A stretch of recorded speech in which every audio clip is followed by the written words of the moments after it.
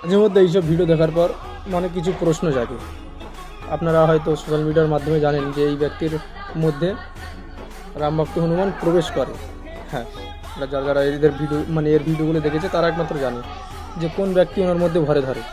যাই হোক, তো প্রশ্নটা হচ্ছে যে ওনাকে রামভক্ত হনুমান ওনার শরীরে প্রবেশ করে, কিন্তু সেখানে মা কালী কী করে আসছে? একটা কথা ভাবুন তো। হ্যাঁ, একধারে রামভক্ত হনুমান শরীরে প্রবেশ করছে, আর একধারে মা কালী এসে প্রবেশ করছে। ভাবতে পারছেন? তো ভিডিও শেষে আমি একটা কথাই বলবো যে না তো এর শরীরে রামভক্ত হনুমান প্রবেশ করে, না তো কালী মালি এসে এর শরীরে প্রবেশ করে। তার জন্যই একটা কথাই বলবো যে এইসব ব্যক্তিদের থেকে একটু দূরে থাকবেন। আপনার উপার্জন করা পয়সা এবং টাকা পয়সা এবং নিজের উপার্জন করা যেসব সম্পদ, সেগুলো এনাদের চরণে ঢেলে দেবেন না, কারণ এসব মানুষকে চুতিয়া বানানো ব্যবসা, এছাড়া আর অন্য কিছু নয়।